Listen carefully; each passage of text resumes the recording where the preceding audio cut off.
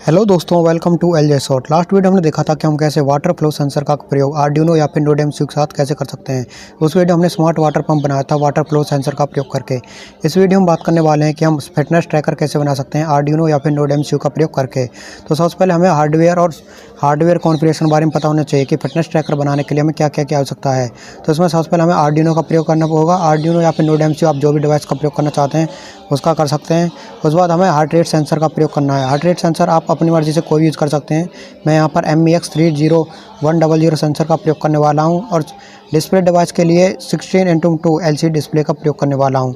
अब hardware setup के लिए उसकी वायरिंग करनी होगी। वायरिंग के लिए MEX30100 सेंसर में 4 पिनें होती हैं, VCC, ground, SDA and SCL।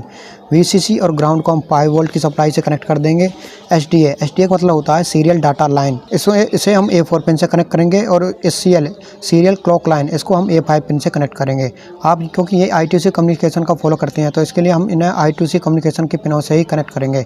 यदि मैं आप आर्डिनो यूनो का प्रयोग करके इसका बता रहा हूँ। यदि आप नोड एमसीयू या फिर जो भी कोई अन्य डिवाइस यूज़ कर रहे हैं तो उसके I2C कम्युनिकेशन पिनों से इन्हें कनेक्ट कर दें।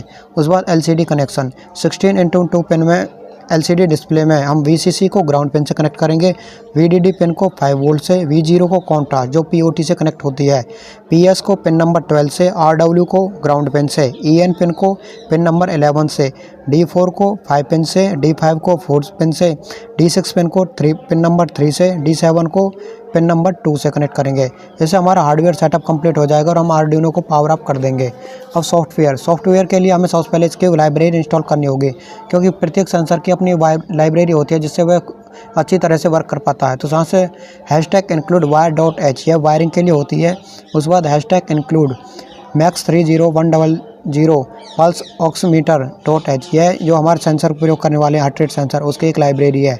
उसके बाद #include लिक्विड क्रिस्टल.h यह लिक्विड क्रिस्टल जो हमारी LCD डिस्प्ले का प्रयोग करने वाले हैं उसके लिए एक लाइब्रेरी होती है। उसके बाद इनिशियलाइज MEX30100 यहाँ पर हम सेंसर को इनिशियलाइज करेंगे। इसकी कमांड होती है MEX30100 pulse oximeter POX semicolon. हमारे जो भी हम इसको इस कमांड देते हैं तो उसके बाद सेमीकोलन अवश्य लगाना है। इसी से वह हमारे दो कमांड के बीच में डिफरेंस कर पाता है, आर्डिनो या फिर नोड एमसीयू जो भी हम डिवाइस का प्रयोग कर रहे हैं। उसके बाद इनिशियलाइज LCD। अब यहाँ पर हम LCD लिक्विड क्रिस्टल डिस्प्ले को हम जैसे हार्डवेयर सेटअप में तो हमने पिन कनेक्ट कर दी थी, अब उससे सॉफ्टवेयर में बताना होता है कि हमने कौन सी पिन किससे कनेक्ट की है। तो यहाँ से 12, 11, 5, 4, 3, 2 ये हमने इसके पिन डिफाइन किए हैं।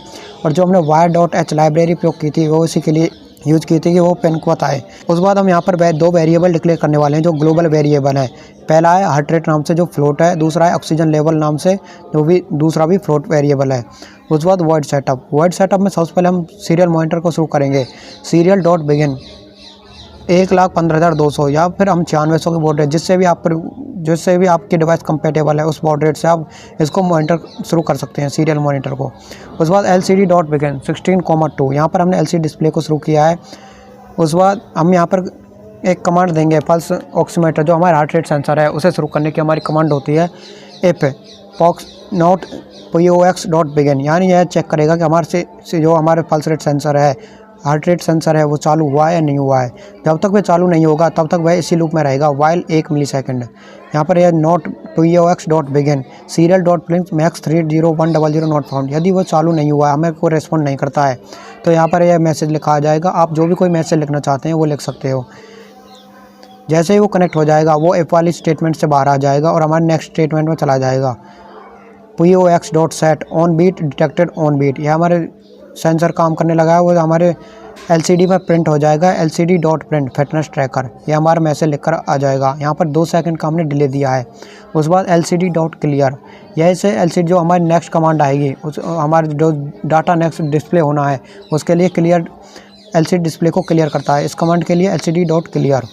उसके बाद वॉइड लूप में हमने POX.update, यह हमने सबसे पहले कमांड दिया कि हमें जो हमारा हार्ट रेट सेंसर है उसके जो हमारा डाटा रियल टाइम डाटा में शो हो। उसके बाद heart rate = POX.get heart rate, जो भी हमारा यहाँ पर जो हमारा डाटा आएगा display heart rate and oxygen level, हमारे हार्ट रेट और ऑक्सीजन लेवल इन दोनों को हमें हार्ट रेट और ऑक्सीजन लेवल नामक से वेरिएबल में स्टोर कर देंगे। उसके बाद LCD.set cursor 0,0, इसका मतलब हो गया जो हमारा LCD है उसके टॉप लेफ्ट पर यह हमारा 0,0 कर्सर ले जाएगा। LCD.print HR का मतलब हो गया हार्ट रेट, और जो भी हमारा हार्ट रेट वेरिएबल में डाटा होगा वह इसमें स्टोर हो जाएगा, हमें शो करने लगेगा।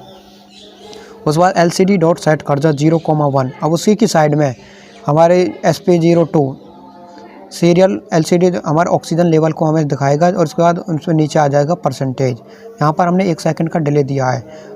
उसके बाद calling function for heart beat detection void on beat serial.println beat detected.